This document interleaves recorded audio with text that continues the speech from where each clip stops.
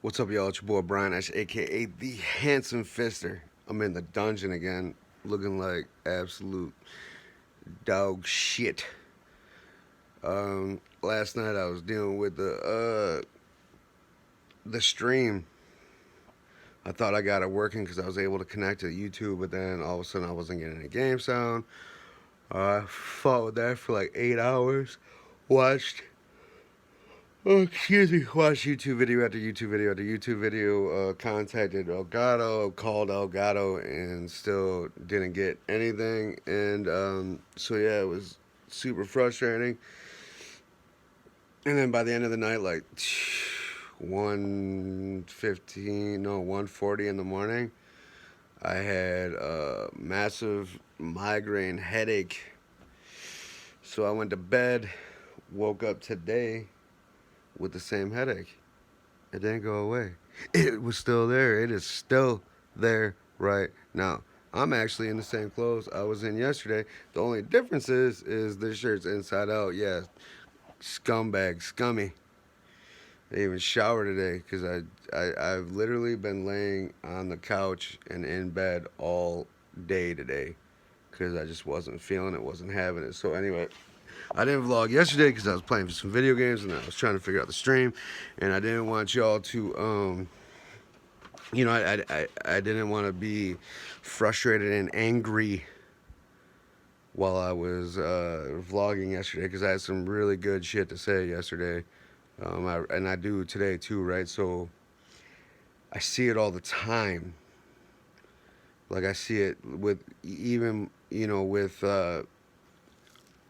on the social media where when people are not getting the type of feedback they think they should be getting, they quit.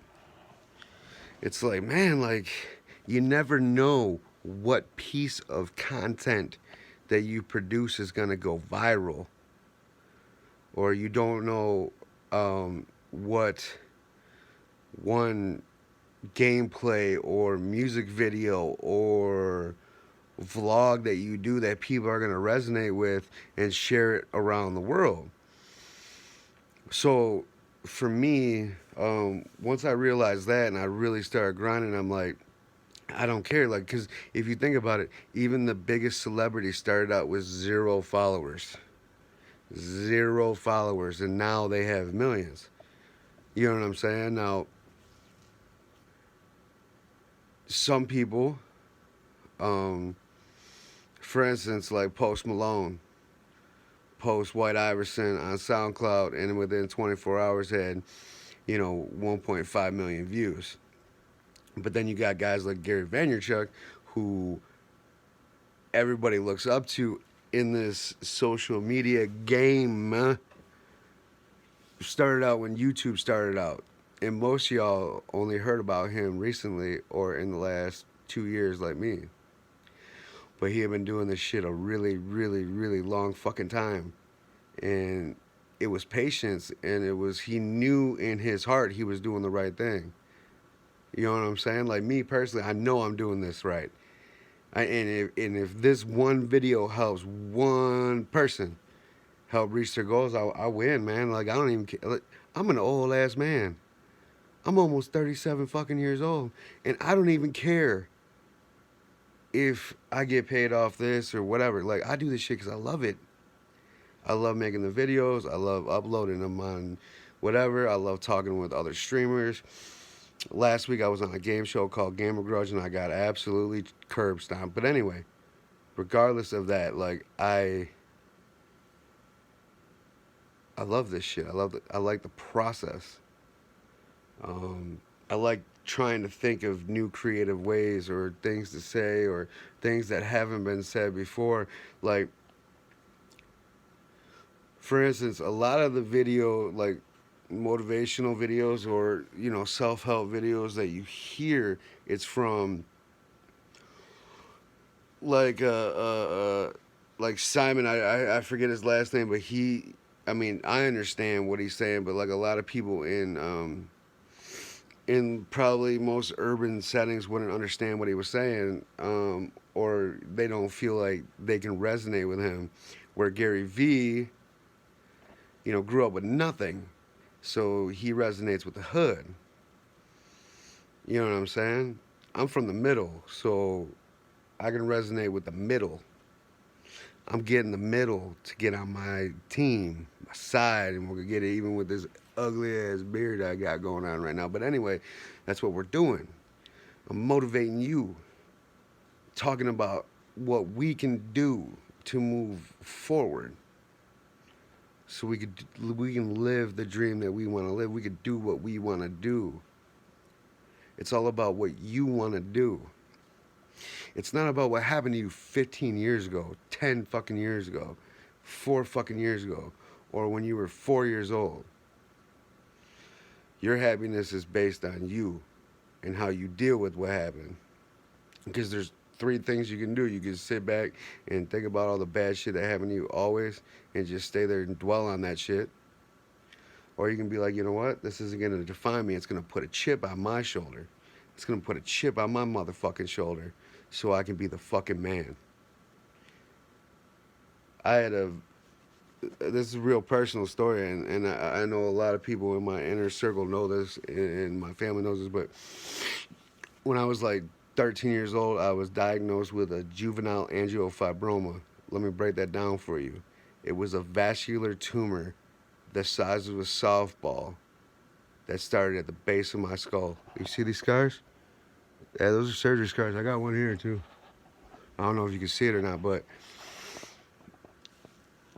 vascular tumor, which means that my veins fed it. My veins made it grow. I was making it grow. My body, my heart was bleeding life into it.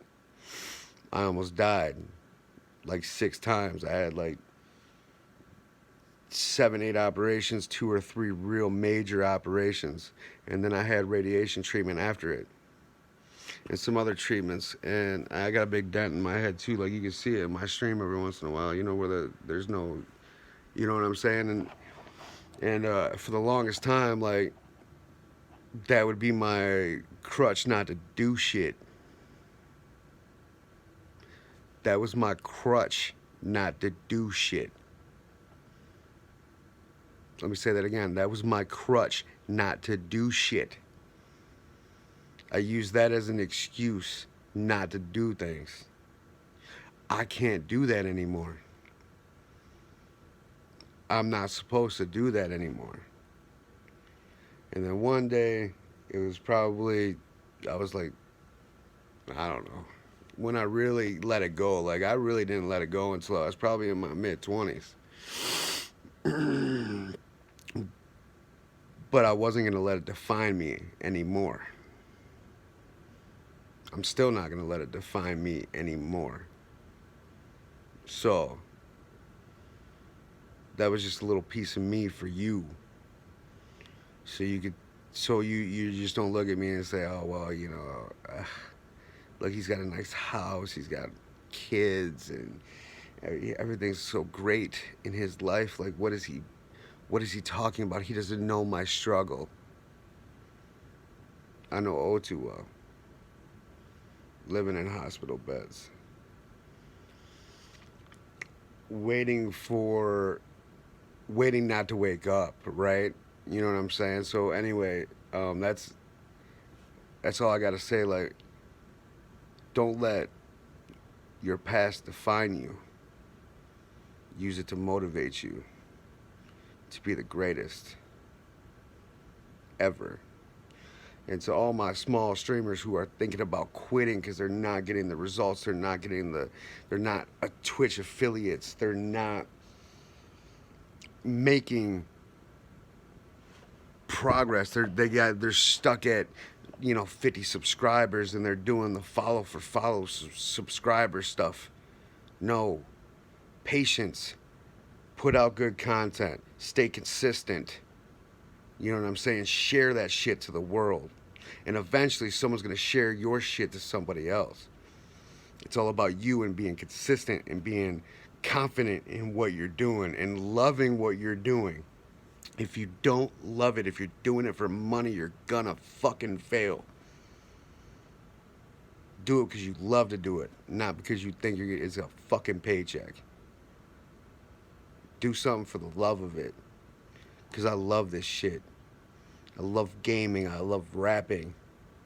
I love my fucking job, even. Yeah, my job sucks at times. I'm a fucking supervisor, but you know what? 99% of the time, I fucking love that shit. So love what you're doing. No excuses. It's your boy Brian Ash, aka the Handsome Fister, and I'll talk to y'all tomorrow. Peace.